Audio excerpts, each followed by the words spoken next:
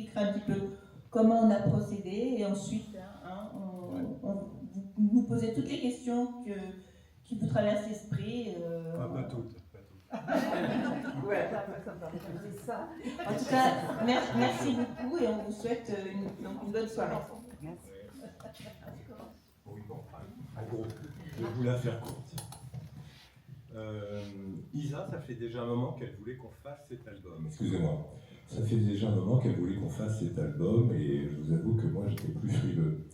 Je ne savais pas trop par quel bout le prendre. On a déjà fait plein d'albums ensemble, mais là, franchement, le sujet était complexe. Il est arrivé 7 octobre et là, j'avais plus aucune pudeur de gazelle. J'avais vraiment envie qu'on le fasse et on s'est mis au travail. La question qu'on nous pose souvent, c'est comment est-ce qu'on fait un ouvrage comme ça à deux? Qui dessine? Qui écrit?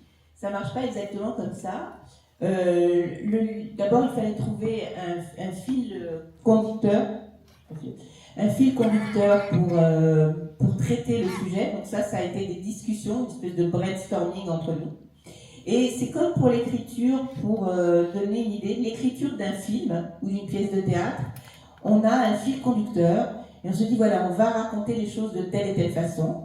Et comment on fait? Donc on a des paroles d'introduction, dans le livre vous verrez, et on a des planches qui illustrent des situations, exactement de la même manière qu'on aurait une scénette ou une scène de cinéma qui va illustrer une situation. Alors nous on a choisi, déjà pour commencer, de dire, puisque nous les juifs on se fait attaquer en tant que juifs, c'est quoi un juif? Alors on a commencé par qu'est-ce que c'est qu'être juif? Évidemment, il n'y a pas de réponse, puisqu'il y a 1 milliard de réponses différentes. Mais ça, on l'illustre. Et puis ensuite, on a décidé de montrer qu'est-ce que c'est que la vie des Juifs en France. Donc on a différentes scénettes qui viennent nous montrer, toujours avec humour, et des fois on rit jaune, des fois on rit en grinçant des dents, des fois on rit franchement, de bon cœur, ça dépend. Et on montre ces scènes, et puis petit à petit, on glisse vers ce quotidien qui pourrait être somme toute assez banal et heureux, et qui ne l'est pas parce qu'on se fait agresser. Donc on a parlé de cet antisémitisme et ces différentes formes de manifestation, les débordements du traitement de la guerre au Moyen-Orient entre Israël et Gaza, qui viennent aussi d'éteindre sur la perception des Juifs en France, et ainsi de suite, jusqu'à la fin du livre. Est-ce que je pourrais rajouter? Non, j'essaie d'être le plus synthétique possible, puisque le livre, vous ne le connaissez pas encore, pour vous expliquer déjà la démarche. En tout cas, on a choisi dans le traitement de le faire par le rire. Alors, c'est pas l'antisémitisme, c'est pas drôle du tout, en effet. Mais ce qui est drôle, et là où on peut rire, et même se moquer, c'est des crétins antisémites, de leurs bêtises, de leur méchanceté, de leur ignorance. Voilà. Alors, Antoine est très très fort pour ça, pour trouver le bon angle pour montrer le ridicule et se moquer. Je lui donne la parole. Et ben voilà. Oui, c'est ça, dénoncer la bêtise. Ça nous a frappé quand même de voir l'ignorance des gens qui braillent. C'est terrifiant. Il y a vraiment quand même un maximum d'abrutis. Et je pense à cette phrase d'Audiard qui disait chaque année, il y a de plus en plus d'abrutis. Alors que là, cette année, j'ai l'impression que ceux d'année prochaine sont déjà là. Et c'est vraiment, c'est très frappant quand il y a un micro-trottoir, qu'on tend un micro à ces abrutis qui défilent. Ils n'ont aucune idée de rien, ni du nombre de juifs dans le monde, ni on leur demande from the river to the sea, personne pour répondre. Enfin, et c'était vraiment cet angle-là que j'ai voulu aborder là, sur les planches concernant cette ignorance. Sur les clichés antisémites, c'est terrifiant, parce que c'est toujours les mêmes, ça ne bouge pas. Les années passent, c'est la même chose. Il suffit de voir tous les sondages qui ont été faits là-dessus. Bon, en même temps, c'est rassurant, on est quand même les maîtres du monde, on dirige les banques, enfin, il y a quand même des bonnes nouvelles. Mais dans l'ensemble, c'est tragique. Donc, nous, on n'est pas des historiens, il n'était pas question de faire un travail d'universitaire, ça a été fait et refait, et il y a beaucoup de littérature sur ce sujet. Par contre, ça n'avait jamais été fait. Il y a eu une tentative filmique par Yvan Attal, je crois, mais c'est tout. Dans ce domaine-là, on est les premiers. Et en tout cas, ce qui nous fait extrêmement plaisir, c'est que non seulement les retours sont excellents, mais on touche au-delà de la communauté. Peu, on ne va pas se mentir, mais on touche et on a reçu des messages vraiment très élogieux, mais de gens qui ne sont pas, qui disent « moi je ne suis pas juif, mais je vous soutiens ». C'est pour nous extrêmement touchant, parce que la communauté, on s'y attend un petit peu, mais au-delà, c'était quand même surprenant, c'était un peu le but de ce livre, de toucher bien au-delà de la communauté. Je vais te repasser la parole, parce que tu es quand même exceptionnel.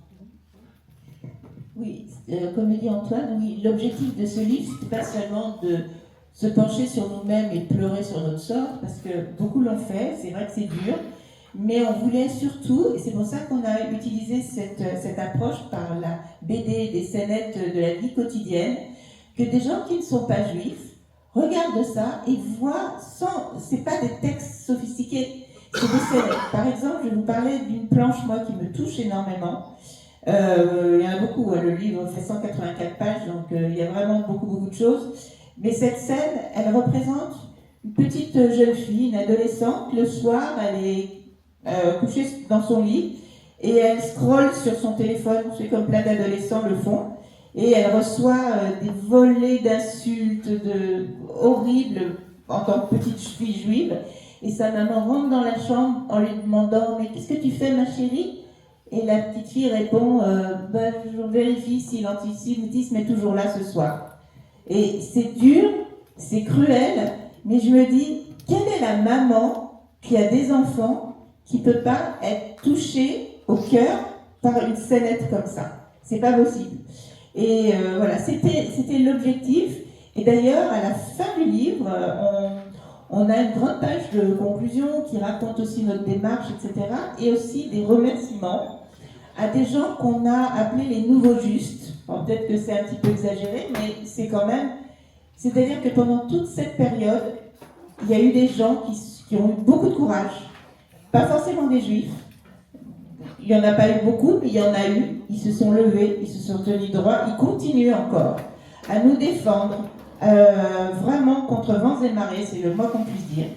Et puis, à côté de ça, à côté de toutes ces célébrités qui vont se reconnaître parce qu'elles sont médiatisées, il y a les sondages qui ont montré à plusieurs reprises qu'entre 70 et 75% des Français nous soutiennent. Ils disent rien, ils sont silencieux, mais ils ne sont pas d'accord avec ce qui se passe, avec tous ces propos haineux, cette violence, ce risque du basculement de notre société, cette horreur, les mensonges, toutes ces calomnies, voilà. Ils ne sont pas d'accord avec ça, et c'est vrai qu'ils ne bougent pas, ils ne manifestent pas, on pourrait leur reprocher.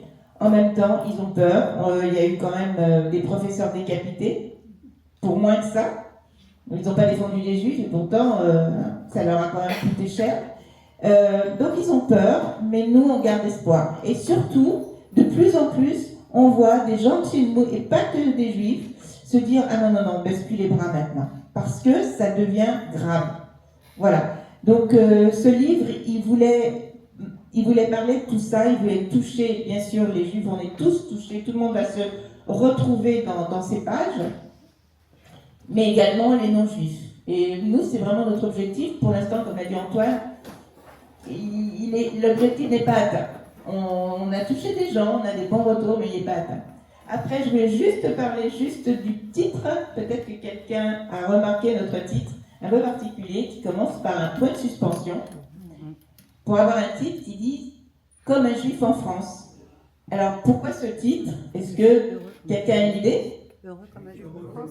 Voilà, heureux. Ça, c'était l'expression d'origine. Tout à fait. Est-ce qu'on est heureux aujourd'hui? On ne peut pas le dire. À l'origine, on disait même, le proverbe yiddish, je ne sais pas comment je le dirais, c'était gleich, comment on dit, wie Gott in Frankreich. Et ensuite, c'est devenu wie Jud in Frankreich, comme un juif en France. C'était une variation. parce que les Juifs qui venaient principalement d'Europe de l'Est au début du XXe siècle, ils trouvaient la France exceptionnelle. Vous imaginez, quand ils ont appris qu'il y avait un chef de gouvernement juif, Léon Blum, ils ont dit c'est une légende, c'est pas possible. Pour eux, c'était extraordinaire, c'est le pays de la citoyenneté, de la liberté, des droits de l'homme, etc. Donc ils étaient super contents.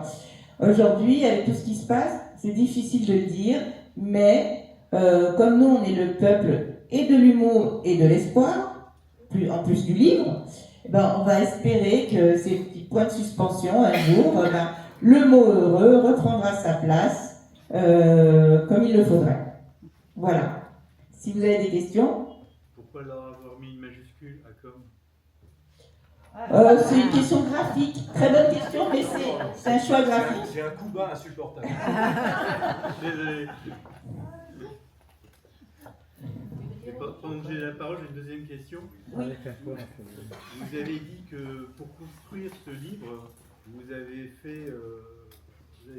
suivi un fil conducteur, comme on le ferait dans une pièce de théâtre ou dans un film. Est-ce que vous avez l'intention derrière de faire une pièce de théâtre ou un film? Ce serait compliqué. Pas particulièrement, non. De toute façon, l'écriture d'un film ou d'une pièce de théâtre, c'est encore une autre forme d'écriture. On ne sait jamais, hein. Oui, il y a toujours des adaptations possibles, mais non, il n'y a pas une histoire particulière, c'est pas un roman graphique où les romans graphiques se caractérisent par une histoire, simplement qui est traitée de façon graphique en BD. Là, c'est pas une histoire, mais c'est une succession de situations, mais quand vous verrez le livre tout à l'heure, vous verrez qu'il y a un texte qui est très léger, mais qui amène justement, qui introduit les différentes situations, et tout ça selon un chemin de fer bien particulier. Mais ce n'est pas une écriture cinématographique, ce n'est pas non plus une écriture théâtrale. Je me permets de continuer sur ce sujet. Non, donc, ça veut dire, je n'ai pas lu le livre, je n'ai pas lu l'idée. Donc ça veut dire que les personnages ne sont pas Récurrents ? Ne se poursuivent pas dans le livre, vous prenez les personnages, comment on fait? Vas-y. Non, sur tous nos albums, enfin moi je me mets toujours dans cette situation. Vous savez, j'ai fait plein de dessins en direct. Vous savez, j'interviens pendant des séminaires, des conventions, des dessins en direct. Je me mets toujours à la place de celui qui entend, ou à qui on cherche à imposer un discours, mais c'est du même ordre. Donc, moi, ce qui m'intéresse, c'est les petites gens face à tout ce qui leur tombe sur la tête. Vous voyez ce que je veux dire? Donc, tous nos personnages, même s'ils sont un petit peu différents, le dessin importe peu, ils ont des petites différences, mais le plus important, ce sont c'est pas des victimes, ce sont des gens qui n'ont pas la maîtrise de la situation. Là-dedans, ils vont s'en sortir que par l'humour. C'est tout ce qu'ils peuvent pratiquer. Mais ils n'ont pas un poids énorme sur ce qui va leur arriver, donc ce qui m'intéresse, c'est les grands moments de solitude. Et là, on est servi, quoi. C'est des grands moments de solitude. Et je me suis toujours mis, c'est vrai, tous les albums qu'on a fait, c'est vraiment ça qui est le cœur des personnages. Et il n'y a pas un personnage filant qu'on va retrouver. L'idée, c'est pas créer un personnage qu'on va retrouver dans toutes les situations. Je reprends parce que il se trouve que moi, je suis l'éditrice d'Antoine sur tous les albums, et on a toujours traité par l'humour, des sujets de société. Les sujets autour de la discrimination, on en a traité plusieurs. Les sujets sur le sexisme, on a traité ça, et toujours par l'humour, des sujets de société. C'est pour ça que l'antisémitisme est un sujet de société. Comme l'a dit Antoine au tout début, il était un peu réticent, parce que moi je le voulais depuis déjà longtemps. Enfin, ça faisait bien avant le 7 octobre, parce qu'on voyait quand même l'antisémitisme. Déjà à l'époque des Gilets jaunes, pourquoi il y avait des cris, lors de manifestations, de mort aux Juifs, qui a un rapport avec je sais pas, la restriction de vitesse kilométrique sur les routes. Je voyais pas tellement le rapport, il n'y en avait pas. ou l'augmentation de l'essence, mais voilà, je ne voyais pas tellement le rapport avec les Juifs, mais malgré tout, c'était mort aux Juifs quand même. Donc je lui dis, tu sais, il faut, voilà. Donc on a abordé ce livre de toute façon avec quand même le même esprit qu'on a toujours abordé tous les sujets de société préalables, avec humour, et toujours en ramenant comment dire, des situations où tout un chacun se reconnaît, parce que ce sont des petites gens dans leur quotidien. Nous sommes tous des petits bonhommes, des petites bonnes femmes dans notre quotidien. Et c'est ce que Antoine aime représenter. C'est pour ça que les gens, je pense, les gens qui te lisent, que ce soit sur les réseaux sociaux, et ça se retrouvent parce que ça fait partie des gens au quotidien. Donc on n'a pas la nécessité d'avoir, ce n'est pas, comme je vous disais, c'est pas une histoire continue, mais différentes situations. On n'a pas besoin d'avoir des personnages récurrents. Mais à travers tout cela, chacun se reconnaît ou reconnaît des gens qu'il connaît, etc. D'autres questions? Pour vous avoir suivi pendant 2 ans, puisque vous êtes arrivé sur ma page Facebook, non, ça va aller comme comme ça, par enchantement. C'est exactement ce que vous dites dans le livre, c'est vraiment des personnages de situation. On a vu beaucoup sur la politique, sur le Covid, etc. Maintenant, vous avez basculé sur Comme un juif en France. Moi, j'aimerais savoir comment ça a été interprété par la presse, par les médias, par les gens, parce que jusqu'à présent, je ne vous avais pas entendu sur les juifs je vous entendais sur la politique en général, sur le Covid, la politique, etc. Alors oui, c'est vrai, enfin, pas vraiment, parce qu'en réalité, j'étais très investi dans l'affaire Sarah Halimi déjà. Oui. C'était... Non. Le micro. Oh, pardon. Non, mais Non. Petite salle, on s'entend. Mais non, j'étais investi sur Sarah Halimi. D'ailleurs, j'ai vraiment accompagné ceux qui se battaient dans cette histoire. J'ai pas connu. Mais j'ai toujours fait des dessins, par exemple, sur Israël, en tout cas, j'en fais régulièrement. Bon, je passe comme mes collègues Olivier Ranson, Xavier Gors. On est des gens de droite, voire d'extrême droite. On a les mains pleines de sang, hein, c'est une horreur. On n'est pas très nombreux, c'est vrai. Et dans le milieu des dessinateurs de presse, majoritairement, ce sont des gens qui sont persuadés d'être du bon côté du manche, et très à gauche. Et dernièrement, d'ailleurs, j'ai eu c'est un prix qui est remis chaque année aux dessinateurs de presse. Le dessin ému, c'est par des étudiants dans des écoles d'art, donc vous imaginez bien, et il se trouve que j'avais fait présenter un dessin sur LFI. J'ai eu aucun collègue qui est venu me serrer la main. Bon, c'est frappant. Ça n'a aucune importance en soi, mais je l'ai ressenti. Et c'est comme ça, ça fait partie du jeu. Donc à partir du moment où vous vous exposez que vous n'êtes pas dans le sens du vent, évidemment, vous savez que vous allez vous en prendre. Et c'est pour ça qu'avec Isa, franchement, on s'est habitué. Et on s'est dit, quitte à s'en prendre, autant y aller à fond. Là, je n'ai aucun retour de certains collègues que je connais depuis des années. Mais rien. À part Xavier et Olivier Gors. Xavier Gors, excusez-moi, et Olivier Ranson. Les seuls qui ont présenté le livre, c'était sur CNews. Alors, évidemment, la chaîne génocidaire, évidemment. Donc CNews, oui. On a i24, et i24, je ne sais pas si vous connaissez Tandem TV, qui est une toute petite chaîne qui a démarré il y a 2 ans, enfin 2-3 ans, par Michael Wolf. Donc ils sont en Israël. Michael Wolf est pédiatre. Et ils m'ont appelé tout au début, ça devait être le 15 octobre. Ils m'ont appelé en me disant, mais vous prenez position, ça nous intéresse, bon. En fait, ils sont devenus, maintenant ils sont diffusés sur le canal 12, de la télévision israélienne. Ils sont sur YouTube, et là, ils nous ont fait une interview importante. Mais oui, mais la nana qui est venue nous interviewer, franchement, je peux la citer, Sophie Bria, est catholique. Elle travaille bénévolement pour Tandem TV. Elle soutient la mais vraiment, elle est étonnante. Et figurez-vous qu'elle travaille chez France Inter. Elle est ostracisée là-bas. Waouh! Et ça n'est pas, c'est ce qu'on voit, ce qu'on entend, beaucoup d'amis qui sont dans ces métiers-là. C'est une horreur pour plein de juifs en ce moment, oui. Et elle n'est pas juive, mais comme elle a pris position, c'est encore pire. Vous n'avez pas eu de menaces ou mauvais Non, des insultes, sale youpin, enfin classiques, aucune imagination.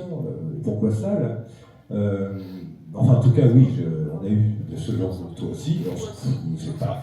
Il suffit de regarder les gens qui vous parlent comme ça pour voir la médiocrité. C'est terrifiant, quoi. Ils n'ont que ça pour vivre. On n'est pas sur la liste du professeur. Ah non, on n'est pas Ah. suffisamment célèbre. On s'en fiche. De toute façon, il ne faut rien lâcher. On a rencontré l'autre jour, très sympathique, Shannon Seban, qui se bat bec et ongles. Oui, elle se bat et pareil, elle n'a pas peur. Et personne. Je vous dis, en ce moment, il y a quand même beaucoup de gens qui se lèvent et qui disent on en a marre, il ne faut plus avoir peur. On s'en fiche de ces idiots. Je sais que sur les réseaux sociaux, moi, des fois, j'ai essayé, des fois, j'ai pas la patience, puis d'autres fois, je me suis dit, bon, allez, je vais essayer quand même d'entamer une discussion entre gens quand même un peu intelligents. Ça sert à rien. Non, on a affaire à des, je sais pas ce que c'est. C'est peut-être pas des gens, c'est peut-être pas des humains, je sais pas, ils sont complètement comme coulés dans le plâtre, je ne sais pas, ça bouge pas. Impossible de, voilà. Et ils répètent, voilà. Et comment vous expliquez cette évolution? Parce que vous aviez des amis dans le milieu de l'art, dans le milieu de la culture, et c'était des gens qui savaient que vous étiez juif ou qui s'en doutaient. Et aujourd'hui, est-ce que c'est en fait, vous l'analysez avec ses amis, ses proches qui ont complètement changé, qui vous ont ostracisé? Est-ce que vous pensez que c'est une manière de crier avec les loups, finalement, et de ne pas réfléchir, de gueuler avec la meute, ou est-ce qu'il y a autre chose et qui est plus profond, qui est l'emprise de la gauche, qui est devenue une extrême gauche et qui est devenue à la fois proche de Poutine et de certains autres? On va relancer le débat. Ça, c'est la première question. Et la deuxième question, comment vous voyez l'avenir dans les 2-3 ans, vous, en tant qu'artiste? Alors, la première question, je pense que c'est plus cette espèce de débordement d'une analyse complètement faussée de ce qui se passe au Moyen-Orient, entre la guerre de Gaza. C'est-à-dire qu'au moment où il y a eu le pogrom du 7 octobre qui était tellement abominable, on aurait pu imaginer que suite à ça, il y avait des masses de gens qui se seraient soulevés pour nous soutenir, pas pour nous taper dessus. C'était juste l'opposé. Donc ça se demandait si c'était pas du pain béni pour eux. On se pose la question, je ne sais pas. Ceci dit, ça fait quand même des années qu'on a laissé dire des véritables calomnies sur cette situation du Moyen-Orient, sur Gaza, qui était la prison à ciel ouvert, ensuite à peine la guerre avait commencé, ça devenait le ghetto de Varsovie, n'importe quoi. Et il n'y a pas d'opposition.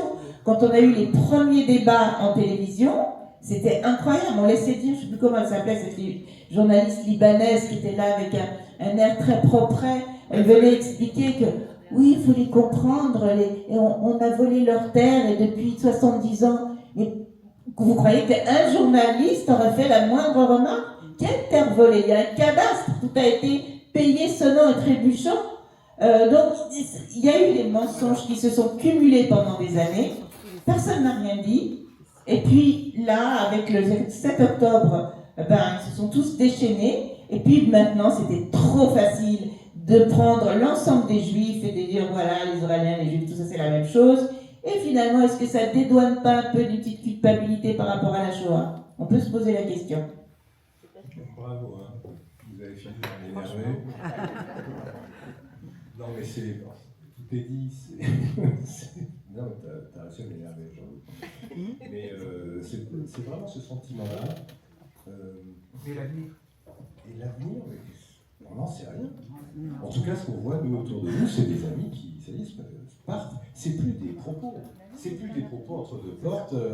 On va pas rester ici. Non, c'est sérieux. Ça y est, ils ont vendu, ils se barrent. Et c'est pas un couple. Il y en a plusieurs. Donc, c'est quand même assez inquiétant. Comme dit Isa, c'est pas étatisé. On n'est pas dans les années 40. On est d'accord, c'est pas Vichy. Mais, en tout cas, pour les Juifs, ils vivent quelque chose que je trouve tragique. On essaie de garder de l'humour, mais franchement, alors c'est vrai que ça fait plaisir qu'il y ait des gens qui lèvent la tête, qui n'ont pas peur. Je parlais de Shannon qu'on a rencontré, mais Caroline Yadan, enfin, il y a quand même un certain compris dans la députe. Forest, plein de la tête, mais vous n'imaginez pas. Incroyable. Manuel Valls. Manuel Valls, alors lui, c'est oui, mais. Oui, C'est un Alors, politicien. oui, c'est mon camarade. Non mais je me pose une question, est-ce que vous pensez qu'il y a d'autres façons de lutter contre l'antisémitisme que l'humour?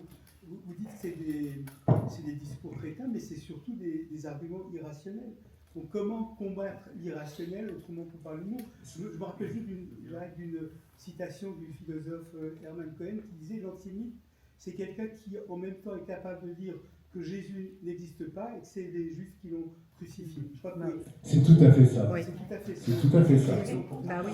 Mais Oui, pardon. Pour vous répondre, il y a quand même certaines personnes qu'on n'arrivera jamais à convaincre de quoi que ce soit. Je disais, c'est comme si c'est déjà gravé dans le marbre, ils sont trempés dans le plâtre, dans le béton, leur cerveau, j'en sais rien. Par contre, il y a quand même une majorité de gens qui sont troublés. C'est-à-dire que c'est pas qu'ils soient antisémites, mais ils entendent ces propos, ils entendent ces phrases. Et moi, je pense que ce soit par l'humour ou autre chose, parce que nous, c'est une petite pierre, c'est notre petite pierre à nous, qu'on amène dans cette lutte contre l'antisémitisme, mais il y en a d'autres. Et peut-être que ces gens qui sont troublés, qui ne savent pas trop, ça peut les convaincre. Ce sont des arguments. Et c'est quand même la majorité. Nous, l'été dernier, on n'a pas parti à l'étranger comme on le fait d'habitude, on est resté en France, et on a été dans différents endroits dans le centre de la France, on a fait des chambres d'hôtes, avec des tables d'hôtes. Et on a été agréablement surpris de voir comme ça, dans le privé, évidemment, on n'a pas dit on est juif, non, on n'a rien dit du tout, mais on entendait les gens parler de ce qui se passe en France, de la politique en général, de cette extrême gauche virulente et haineuse. Franchement, la majorité des gens, mais ils sont outrés de ça. C'est pas, les Français dans l'ensemble ne sont pas comme ça. Alors, Antoine a raison, c'est pas étatique. Aujourd'hui, l'antisémitisme, c'est pas celui des années 40. Par contre, ce qu'on regrette, c'est qu'effectivement, au niveau gouvernemental, c'est quand même très mou et pas très énergique pour lutter contre ce fléau. Avec certains propos, certaines prises de décision qui seraient venues des plus hautes sphères du gouvernement, franchement, ça aurait aidé. Et là, ils ne l'ont pas fait, et franchement, moi j'en veux beaucoup, personnellement, je me risque, Emmanuel Macron, les propos qu'il a tenus même vis-à-vis d'Israël, c'était assez dégoûtant.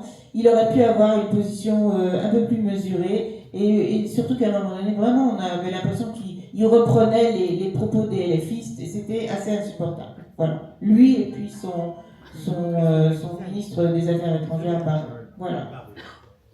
Il a montré clairement son... Moi, j'ai le souvenir que des parlementaires, au niveau du Parlement, il y a quelques années, il y a Mahmoud Abbas qui est venu, qui a été applaudi, et il parlait des juifs ou des rabbins en Israël qui empoisonnaient l'eau. Donc il reprenait les stéréotypes, et il avait été applaudi, mais c'était à pleurer, c'était des parlementaires qui l'avaient applaudi. C'était il y a quelques années. Donc ça, effectivement, ça remonte. oui, rien n'a changé Il n'y a rien là-dessus. changé depuis Durban 1, Durban 2, il y a eu des morts juifs déjà à cette période, puis même avant aussi. La responsabilité des journalistes est énorme. C'est énorme. Énorme. Ils passent leur temps à se faire plaisir, ils ont des émissions maintenant de fact-checking. Ça me fait rire parce que sur un plateau, par contre, il y a quelqu'un qui dit une énormité de mots et ils ne reprennent pas.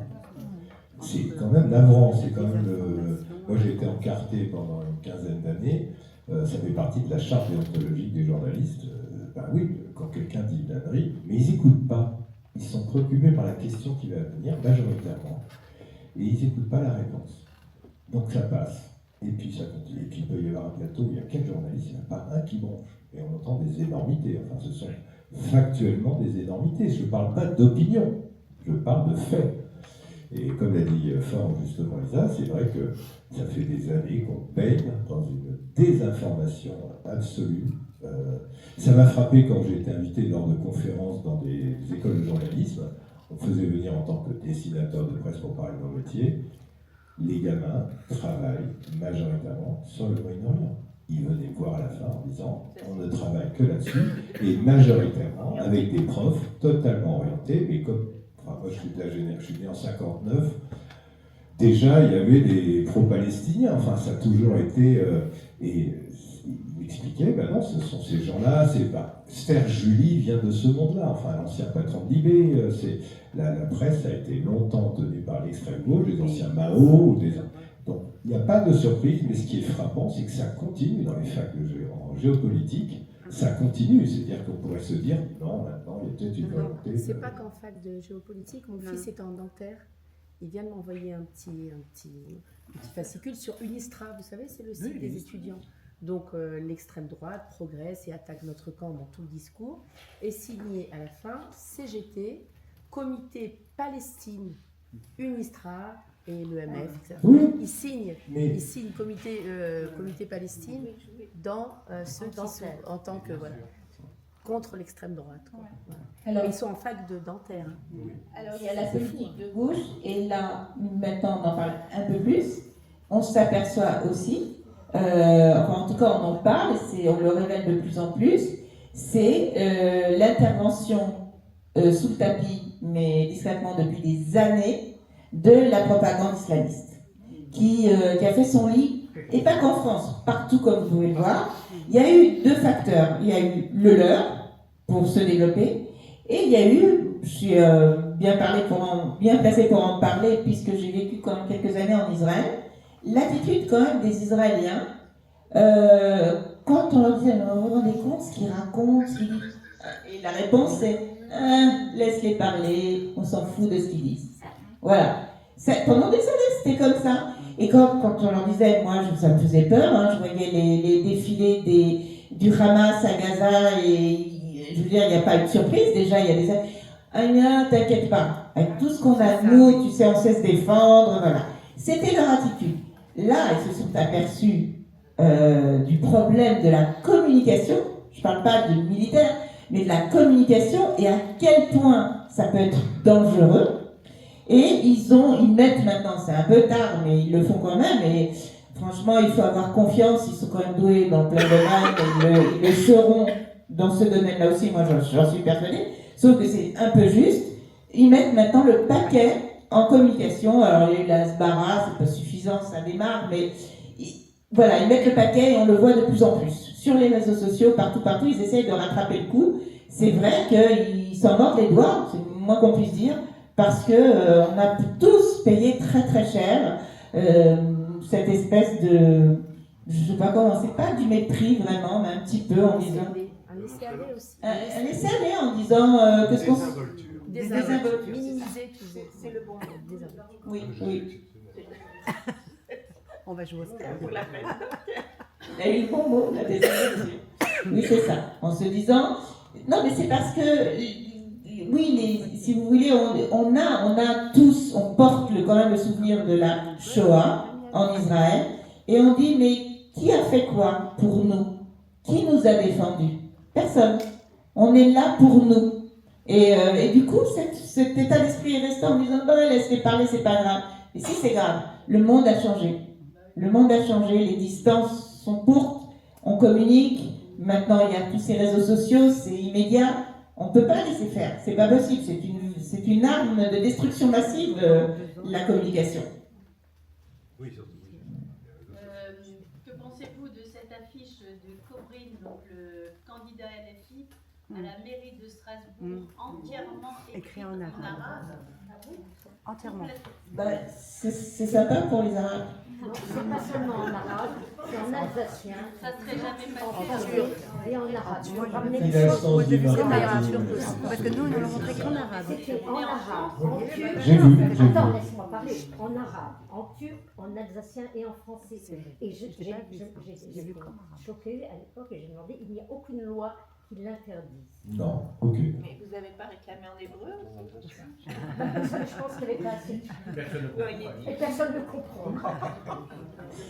Non, mais je veux dire, il faut pas ramener. Non, je veux dire, il faut quand même faire la part des choses. Je veux dire, c'est pas interdit et c'est dans les 4 langues. Mais c'est le problème de nos démocraties.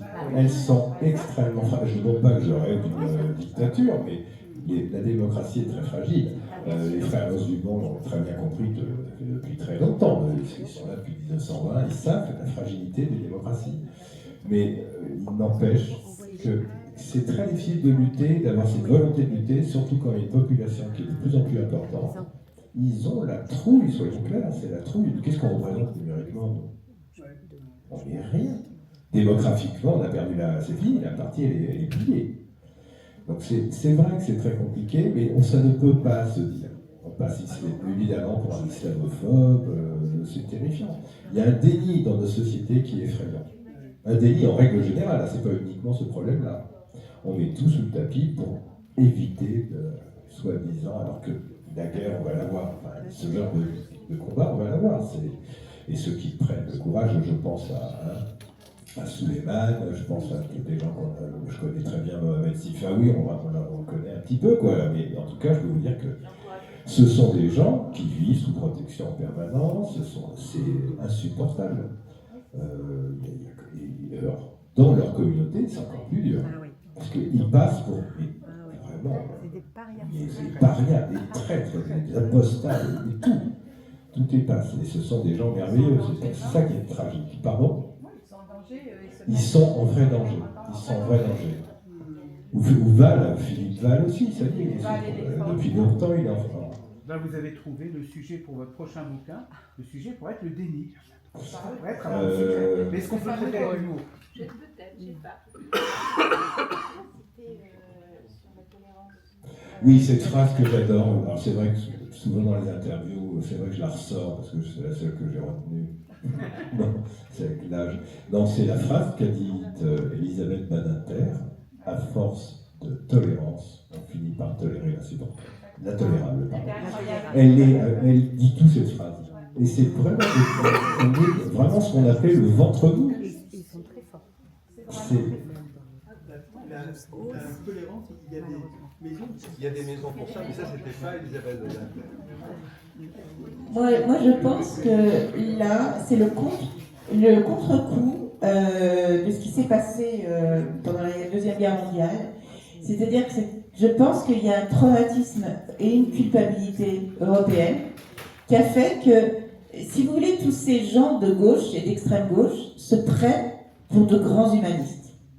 Et ils sont sincères, je pense qu'ils sont sincères, pour beaucoup. Non, ils ont l'impression, bon, de toute façon, aujourd'hui, se lever contre les juifs qui sont assimilés à des génocidaires ou des racistes, tout ce que vous voulez, ça les arrange bien, ou à des nazis, ça c'est quand même, ça les arrange bien, mais le contre-coup, même ce contre-coup, de se dire combien il y en a qui se disent et comment j'aurais agi moi en 1940, et ils ont l'impression d'être du côté des résistants, mais ils se trompent complètement et c'est très stupide, c'est complètement manichéen comme façon d'aborder la question, mais le problème il est là. Alors ce que disait Antoine, oui, c'est vrai que l'éducation, d'être érudit, de comprendre l'histoire, de la connaître, de l'analyser, de comprendre les faits, tout n'est pas égal, mais ils sont rentrés dans cette espèce d'état d'esprit, de super tolérance. Regardez avec l'histoire, avec le voile, quoi. Le problème, c'est pas que c'est un tissu, c'est pas ça le problème. C'est tout ce que ça véhicule, tout ce que ça impose derrière. Et ils ne veulent pas, il y a une espèce d'obstination à ne pas vouloir comprendre. Comme s'ils étaient forcément du bon côté de l'histoire. Et tous ces jeunes, parce que j'ai vu là, les derniers rapports aux États-Unis, c'est 51% de la jeunesse, elle est anti-Israël maintenant, avec beaucoup de juifs aussi, des jeunes juifs. C'est horrible, mais parce qu'ils ne comprennent rien à ce qui se passe. Ça a toujours été. Ah oui, mais c'est incroyable. Mais il voit Madani comme principalement un anti-Trump. C'est comme l'élection d'Obama, elle est extraordinaire. Obama a été un bon président des États-Unis, mais le fait qu'il soit beau gosse et qu'il danse bien, et noir en plus, c'est formidable. Mais en fait, on se trompe. Pardon. Un de vos collègues dessinateurs, vous connaissez sûrement, je pense, il y a 2 ans, c'était déjà lancé dans l'aventure, si je peux me dire, Johann Sfar, Que faire des Juifs. Est-ce que vous avez échangé avec lui? Non, on ne parle pas de Johann Sfar. Ah bon? Non, je plaisante, je ne connais pas. Non. Mais l'approche, elle est complètement différente. Johann Sfar n'est pas drôle. C'est pas son but. C'est un impressionniste. Enfin, pour moi. Johann Sfar, il a des états d'âme, il les couche, il les gratte ça sur un coin de table, il se fout un peu de la... Pas dans le Chat du Rabbin, pas dans les premiers albums qu'il a fait, mais là, depuis un moment, comment vous dire, ouais, il se répand, il raconte ses états d'âme, mais moi j'ai du mal avec Johann Sfar depuis un moment, parce que ça me tombe des mains, quoi. Je parlais de son livre il y a 2 ans, je crois, que faire des Juifs. Moi je pensais à Nous vivrons, franchement j'ai pas réussi à le finir. Ça me désole, hein. Mais je sais pas comment vous dire, c'est... J'ai compris. J'ai l'impression qu'il se relie pas, j'ai l'impression qu'il se dit pas, est-ce qu'il y a quelqu'un derrière?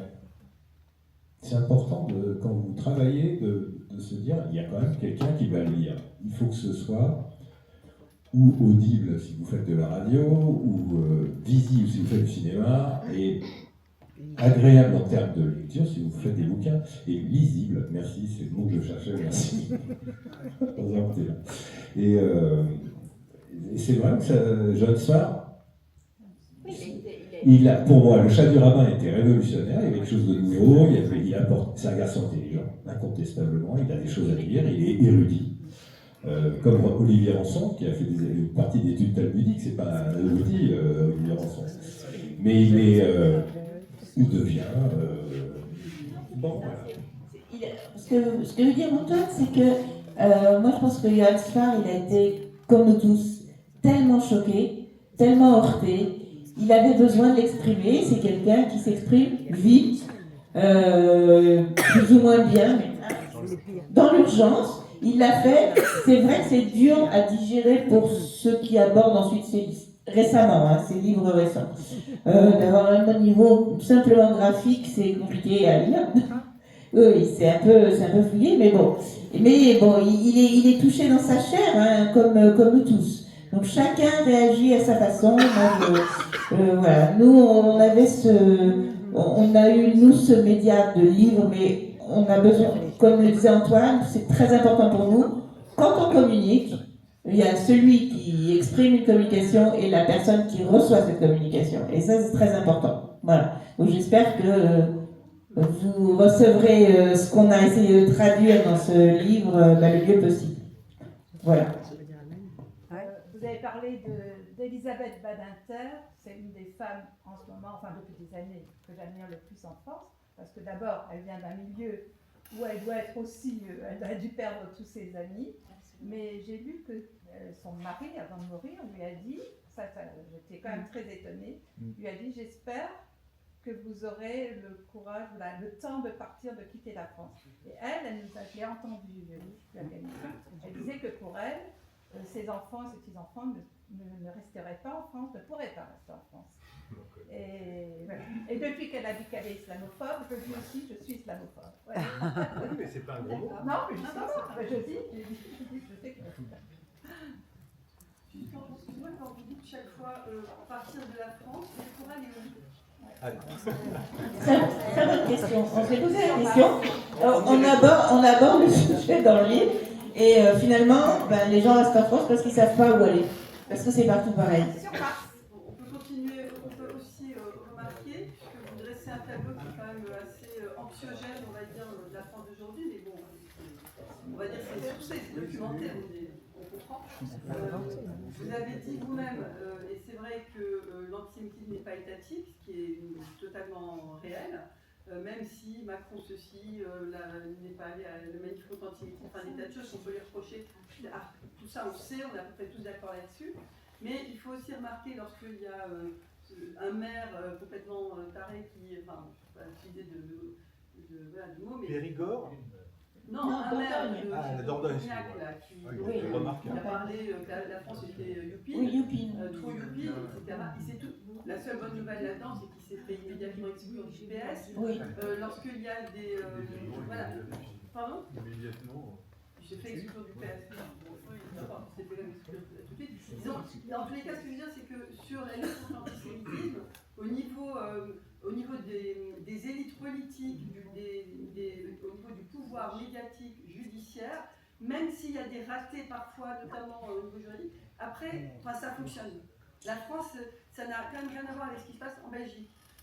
il y a pire ailleurs, quoi. Il y a pire ailleurs, mais même s'il y a pire ailleurs... Non, je veux parler un truc, c'est que au niveau de la police, du ministère de l'Intérieur, au niveau des armées, du ministère de la Défense, je veux dire, ce sont des gens qui sont tout à fait, enfin, qui sont archi antisémites.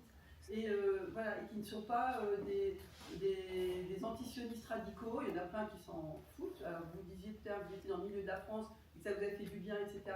J'allais dire, je confirme complètement cette impression, puisque voilà, en tant qu'élu au Grand Est, vous avez affaire avec des gens qui ne sont pas comme nous, mais ils ne sont pas antisémites, ils s'en foutent. On met en avant l'histoire des justes, etc.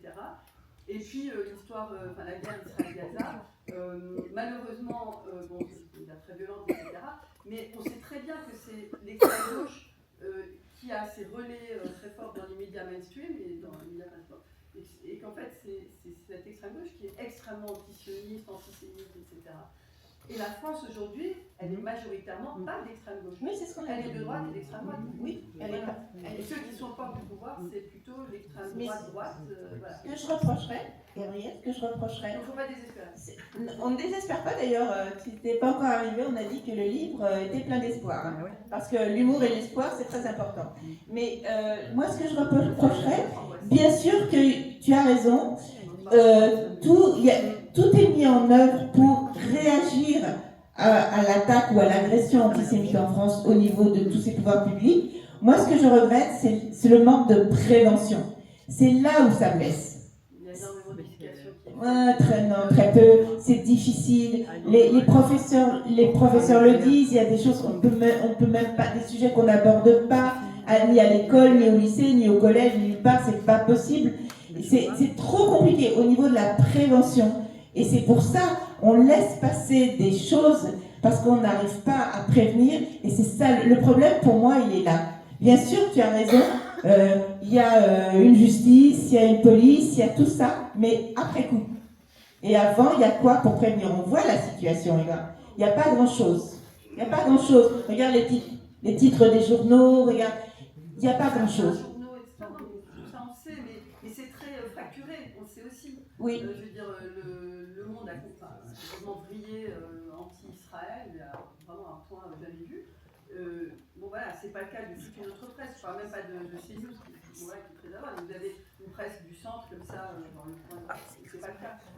Donc c'est quand même assez, je trouve assez mélangé. Et, maintenant, c'est sûr que vous êtes dans le milieu médiatique, il est, et le milieu culturel, hein, le milieu de la culture, il est vraiment complètement influencé par l'extrême, traversé par l'extrême droite. C'est clair qu'il y a plein de problèmes. Et puis que l'extrême droite est probablement aussi un problème. Alors, bon, j'aime bien l'optimisme pour voir le verre à moitié plein, le verre à moitié vide. Donc, la partie optimiste de ce que disait Gabriel. Moi, je viens de finir un livre que probablement d'autres ont lu, c'est le livre de Omar Suleiman. C'est un Syrien réfugié en France.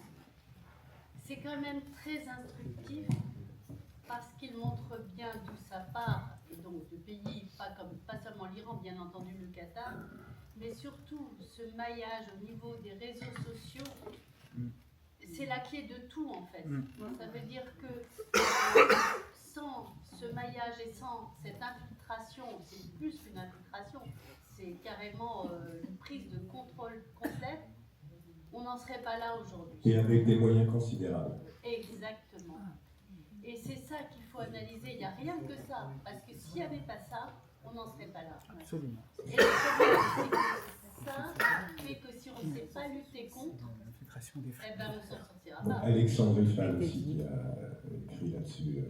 Pardon ? Alexandre Riffal, qui est formidable aussi. Il a raison. Alors, Laura Bussini.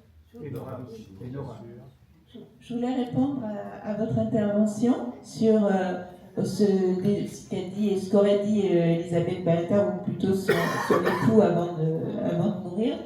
Écoutez, franchement, c'est difficile à dire, mais il y a quelque chose qui n'est pas normal et qui n'est pas acceptable.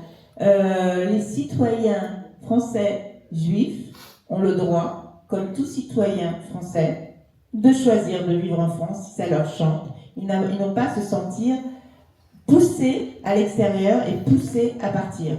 Alors c'est vrai qu'il y a beaucoup d'autres gens, on l'a entendu autour de nous, ce qu'a dit Antoine, il y en a qui sont partis, on en connaît. Il y en a d'autres, alors ça m'a vraiment surprise, beaucoup d'autres, qui ont mis leur maison, leur appartement en vente pour habiter en location, au cas où. Je trouve ça effrayant, mais c'est une réalité qui existe, parce que certaines personnes pensent que ça sera plus possible dans l'avenir. Bon, nous, on espère que ça ne sera pas le cas. Hein, il faut toujours garder une note d'optimisme. Peut-être qu'on interviendra sur les réseaux sociaux, peut-être, je ne sais pas, mais en tout cas, il n'y a pas de raison. En tout cas, il ne faut pas baisser les bras. Et partir ailleurs, que ce soit en Israël ou ailleurs, ça doit être un vrai choix, pas une obligation.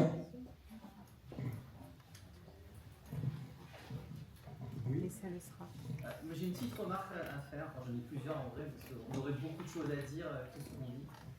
J'ai un oncle qui dit j'ai toujours une porte de derrière, parce que si jamais la Gestapo ou le fisc vient, il faut que je puisse m'échapper. Alors grosso modo, en France, on est à peu près à cette situation-là, économiquement. On n'entend pas. Je peux parler plus Yannick. fort. Je suis désolé. J'ai pas compris ce que tu as dit. Je le redirai après. L'intervention commence maintenant.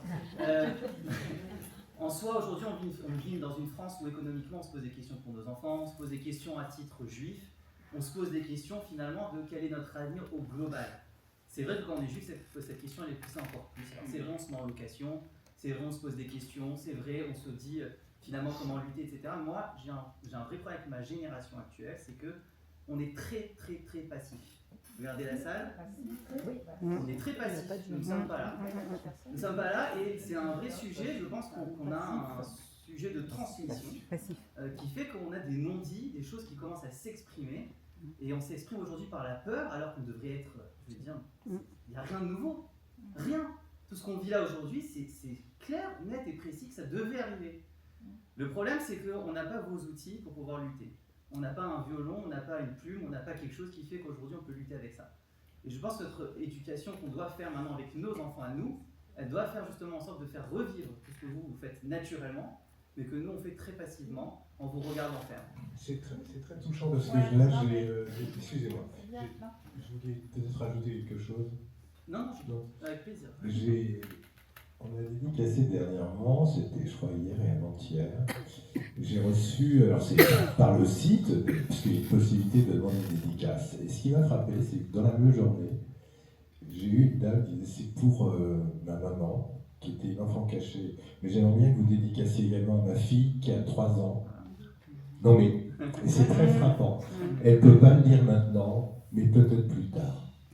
Et ça fait plusieurs fois que j'ai des demandes comme ça. Moi, je trouve ça vachement émouvant, personnellement, parce que on reçoit à travers le site, on reçoit des messages, ou par mail, puisqu'il y a un point contact, extrêmement troublant. Et les gens disent, qu'est-ce qu'on peut faire? C'est une des questions qui revient souvent. Bon, nous on a ça, mais bon, éphémène, on peut peut-être faire des éphémènes juives. Ce serait bien. Mais je pense que ça... Oui, c'est une boutade. Mais en tout cas, bon, je ne sais pas ce qu'on peut faire. Hein. Nous, on apporte vraiment, comme on dit, c'est une toute petite chose. Mais je peux comprendre qu'est-ce qu'on peut faire. Apprendre à manifester. Ça, on en parle dans le bouquin déjà. Voilà, apprendre à manifester. On est trop sage. On est trop sage. Les commerçants restent ouverts. Ils connaissent notre pouvoir d'achat. Ils nous laissent faire. Ils restent ouverts. Ensuite, on va aller boire un coup. On n'abîme rien. On touche à rien. On ne sait pas. Et on chante la Marseillaise. Oui. Mais franchement, on est complètement idiots. Si on cramait les bus. Ça serait bien, hein. Vous êtes d'accord? Oui. On insulte les flics. Chaque fois qu'il y a une manif, on dit bonjour au CRS. On ne sait pas faire. Donc on va peut-être faire un manuel comment apprendre à manifester quand le juif est bien élevé, parce que franchement on ne parle pas de nous, évidemment. Voilà. On a consacré une planche à ça, vraiment on se dit on est trop gentil. Oui, et en même temps c'est bien. On n'a pas envie d'être autrement. Et c'est pour ça que je ne viens veut de pas rajouter. être autrement. Exactement. Et on ne sera jamais autrement. On a parlé vous avez parlé de beaucoup de choses, et la salle aussi, mais on n'a pas du tout parlé des jeunes et des enfants, c'est-à-dire de leur éducation. Et moi, je pensais au BD. Bon, moi, parce que je connais des gens qui font beaucoup pour les jeunes et les enfants, et j'ai l'impression que malheureusement, c'est la seule chose qui sert à quelque chose. Parce que aller à des conférences pour des adultes convaincus, bon, c'est sympathique, on est entre nous. Les non convaincus, ils ne viendront pas, de toute façon. On ne peut pas convaincre nos ennemis adultes. Mais on peut essayer d'éduquer les enfants. Et pourquoi vous ne vous y mettriez pas avec vos bébés? Ça, c'est un autre sujet. Mais en tout cas, en matière d'éducation, je voulais répondre à monsieur. C'est vrai, vous avez raison. Les jeunes, on est parents et grands-parents. Et c'est vrai que les jeunes essayent, c'est trop lourd, je crois. Quand vous dites fallait s'y attendre, ben non, on ne fallait pas s'y attendre parce que nous, quand on était jeunes, on a pensé, quand on avait 20 ans, que le monde allait vers un mieux. On ne s'est pas imaginé que ça allait prendre cette tournure du tout. On n'a pas élevé nos enfants dans cette optique. Et c'est vrai qu'aujourd'hui, les jeunes gens, ils sont pétrifiés. Alors nous, on a de la chance, on s'appelle Chero, donc on passe à incognito. Vous écrivez pas. Oui, mais maintenant, il n'y a plus incognito. Maintenant, c'est fini. C'est foutu. C'est mort. C'est mort. Mais voilà. Et mais nos enfants, du coup, même on en parle aussi dans le livre, même ceux pour qui la judaïté n'était pas la chose la plus importante de leur vie, c'était autre chose, la situation fait qu'aujourd'hui, ça l'est. Ça l'est devenu. Qu'est-ce qu'ils en font? On n'en sait rien. Ils essayent d'avancer malgré la situation, dans leurs projets personnels, leurs projets professionnels, en avançant et en triant parmi leurs fréquentations. Voilà, oui, ils ont perdu des amis, ils en ont gagné d'autres. C'est comme ça, c'est un peu passif, vous avez raison, mais on ne sait pas trop quoi faire. On se dit, peut-être parce que en ce moment, je ne sais pas, aujourd'hui, j'ai vu, pour moi c'était une bonne nouvelle, même si ça arrive un peu tard, c'est un peu idiot, mais Amnesty International a reconnu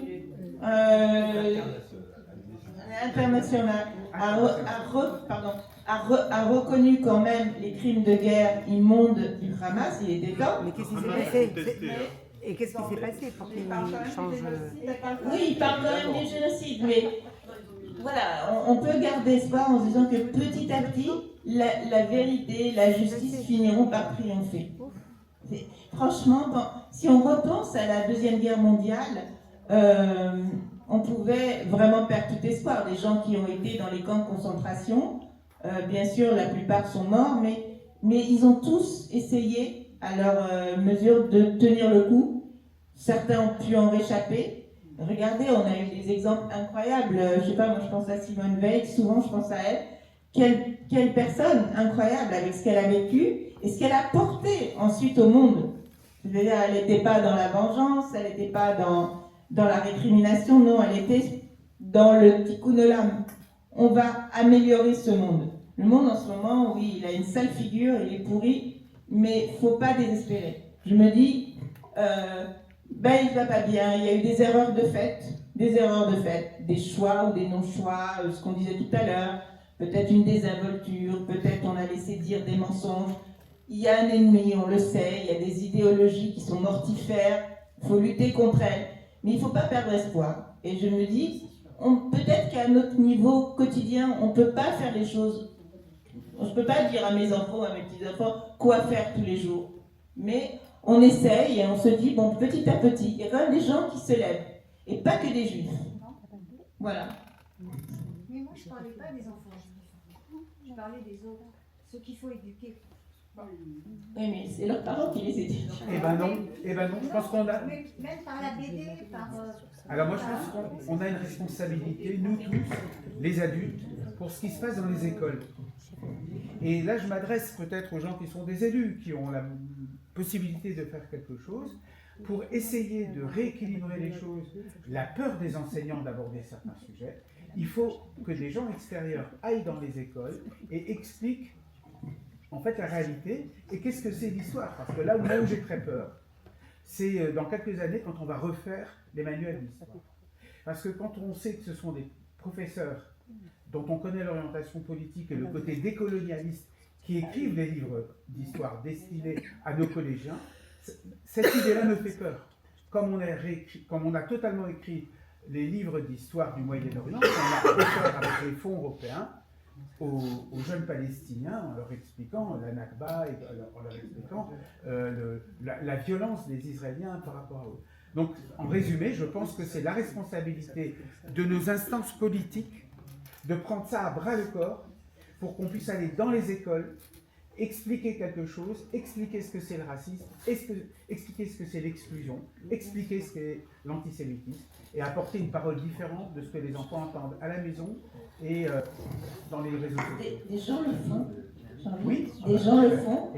Et Et c'est de plus en plus difficile. Il y a des témoins, il y a des... nous, on a une amie qui écrit pour les enfants, qui s'appelle Yael Hassan, qui écrit des livres pour les enfants, qui a écrit des livres sur la Shoah pour les enfants, et qui parcourt les écoles. De temps en temps, elle est très bien reçue, elle est entendue, etc. Ben, il y a d'autres endroits où ça ne l'est pas. On en a parlé ensemble, c'est très compliqué. Et je veux juste terminer, elle m'a dit à quel point depuis 2 ans, c'est difficile pour elle d'éditer de nouvelles histoires.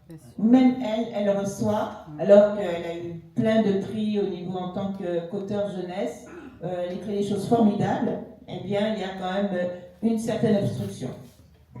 Et d'ailleurs, elle fait partie des gens qui partent. Qui partent. Waouh.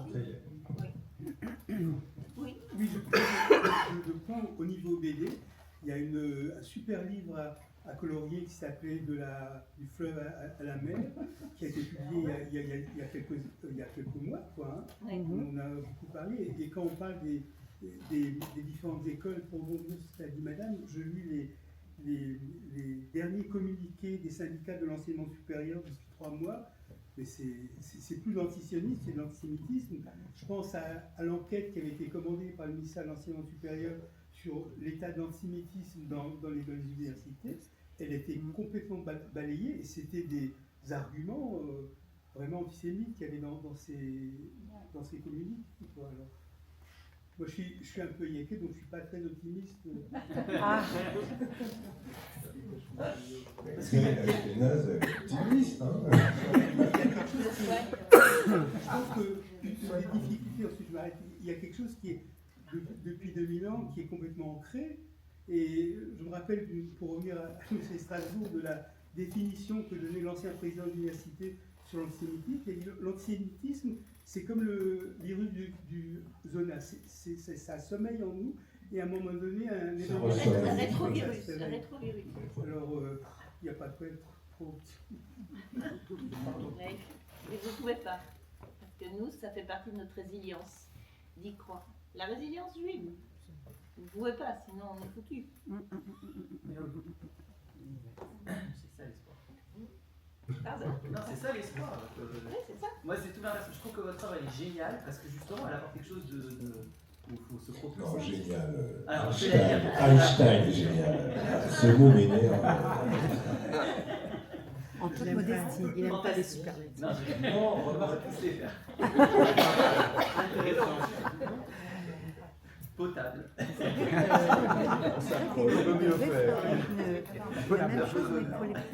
J'étais en train de dire à mon ami que ça aurait été intéressant de faire à peu près la même chose, mais pour les plus jeunes, pour les adolescents. Le même humour, parce que en tout cas les jeunes chez nous lisent, d'accord, et en même temps, et avoir la possibilité de vous aller présenter donc le livre, pour que les gens entendent, ils n'ont aucune culture, ils n'entendent rien, ils ne connaissent pas ni l'humour, ni ce que c'est une BD, ni ce que c'est un livre, ni rien. Donc, alors, pour répondre, celui-ci, c'est de 7 à 120 ans.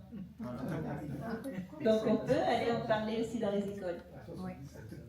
Je connais l'humour de votre mari. C'est un peu compliqué quand même pour un enfant de 7 ans. Non. J'ai fait lire à mon...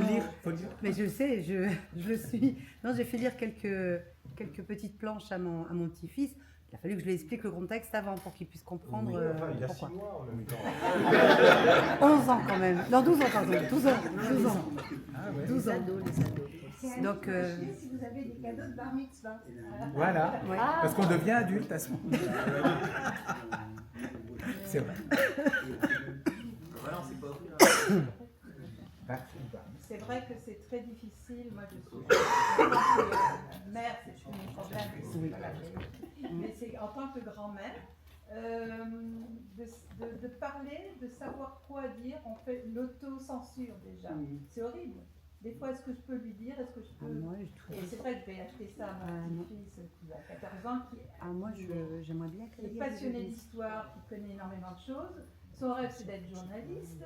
Et déjà là, quand il dit ça, je dis aïe aïe aïe. Ah, faut pas lui dire. Non, mais je peux pas lui dire. Mais c'est horrible parce que justement, je me dis, mais c'est. Il peut encore changer d'avis, mais s'engager dans un truc où 99% des journalistes sont de gauche, les écoles, on sait ce que ça va donner. Déjà, l'école de la magistrature, c'est pareil, c'est pourri aussi. C'est horrible, mais je ne peux pas lui dire. De toute façon, moi, je ne ferai rien parce que c'est pas à moi de lui dire. Mais c'est très difficile parce qu'on ne sait pas, déjà au niveau du collège, savoir lui dire ça, tu ne peux pas dire. Déjà au niveau il y a des idéologies, l'écologie, etc. On ne peut pas lui dire écoute pas tout, fais pas. C'est impossible. Alors c'est déjà horrible de faire de l'autocensure. Ceci étant, il n'y a pas 99% des journalistes qui sont de. Il y a 100%. Mais non, en fait, non. Parle-nous de ton expérience chez les magistrats. Les magistrats. Oui, enfin, tu avais travaillé un peu. Oui, non, j'ai travaillé, c'est parce que j'avais fait la campagne. Et quel est le rapport? Parce que ce monde-là, on ne peut pas dire 99% est pourri. C'est quand même un petit peu. Ah oui, non, mais c'est un mauvais exemple. Parce que c'est un mauvais exemple dans mon cas. Mais sinon, c'était la campagne du bâtonnat de Paris. Il y a quelques années, c'était Castelin et Jean-Yves Le Borne. Tout le monde connaît Jean-Yves Le Borne, il passe régulièrement en télé avec sa voix de Jean-Pierre Mariel. Bon. Et c'est la première fois qu'ils proposaient un binôme pour le bâtonnat de Paris et j'ai fait leur campagne avec des dessins de presse. Et ils ont gagné ces deux comptes. Bravo. Non, mais c'est pas ça l'histoire. Non, mais les magistrats, il y a autant de magistrats que de journalistes. Mais par contre, la pression chez les journalistes, c'est au sein d'une rédaction. Même si vous êtes quelqu'un d'honnête, il y a une pression. Moi, j'ai travaillé en télé à une époque et ça m'avait frappé parce que j'avais tourné, c'était le journal, à l'époque ça s'appelait Antenne 2. Et ça m'avait frappé de voir comment étaient décidés les sujets. Quelle était la hiérarchie d'un journal, par quoi on commençait. Et déjà à l'époque, ce qui les intéressait de savoir ce que allaient faire les collègues. Déjà, ça m'avait semblé quand même incroyable. Comment on peut tirer la bourre à TF1 quoi. En gros, c'était ça. Et ensuite, dans les rédactions, même s'il y a des gens honnêtes, si la majorité a décidé que non, on ne peut pas traiter ce sujet comme ça, vous n'êtes pas en majorité. On a un ami qui a travaillé à l'AFP pendant... Bon, vu son nom, oui, il ne passe pas partout, mais franchement, il n'a aucun pouvoir, c'est impossible. Il en a fait une dépression. Il est en Israël après le 7 octobre, mais il est sorti d'AFP, là, il revit. C'est minant. D'être au sein d'une rédaction et d'être détesté, c'est évidemment minant. Ça, c'est le constat, mais encore une fois, votre petit-fils, il a 14 ans, il grandit, il est intelligent, il va réfléchir, il va faire, il va prendre ses décisions lui-même, il va faire ses choix, il va voir voilà. Le libre arbitre aussi, c'est quelque chose d'important chez nous les Juifs. On n'est pas des moutons, contrairement à ce qu'on veut nous faire croire, on n'est pas des moutons. Alors vous avez 12 Juifs dans une salle, 13 avis différents, combien on est là? Voilà, non, on n'est pas des moutons, on réfléchit, on a une âme, on a une intelligence, on a une histoire, on a une sensibilité, et nos enfants héritent de tout ça. Voilà, il faut croire que le monde n'est pas foutu, parce que sinon, on se flingue. Hein. On se flingue. Voilà. Et par rapport aux enfants qui ne sont pas juifs et l'éducation, bien sûr que c'est important, bien sûr que ça changerait tout. Mais le fait est que la situation, elle est que cette éducation-là, elle n'est pas donnée. Et c'est pas d'aujourd'hui, Ça fait des années que ça dure. Mais parce qu'il y a une pression, il y a une pression politique, il y a une pression idéologique. Maintenant, on sait aussi à quel point certaines entités qui viennent d'Orient, hein, du Moyen-Orient, comme le Qatar, ils influencent, ils ont payé combien, ils ont vu le Colombien, combien a reçu Colombia des milliards depuis des années.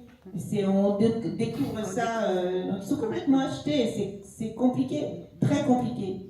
Qu'est-ce qu'ils me disaient encore? Ah bah oui,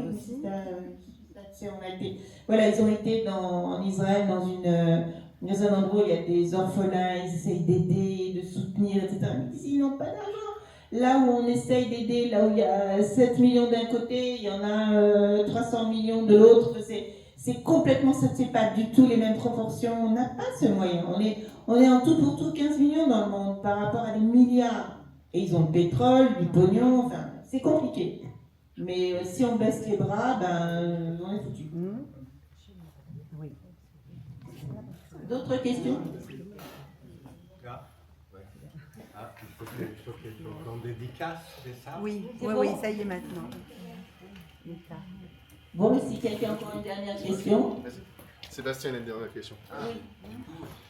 Vous parlez de la solitude de la presse noyautée par l'extrême gauche. Comment vous voyez le fait que la seule réaction, ce ne soit pas une presse modérée, ce soit, comme ça a été dit, JD News, Frontières... la presse est morte, camarade Sébastien. Le papier, c'est fini. Si vous retirez les aides à la presse quotidienne et la presse hebdomadaire, voire mensuelle, c'est mort. Ils mettent la clé sous la porte demain. D'abord, ça m'avait frappé sur les écoles de journalistes. Les gamins ne lisent plus de presse écrite. Ils vont sur Internet. Et ils n'ont pas les moyens forcément d'être sur des...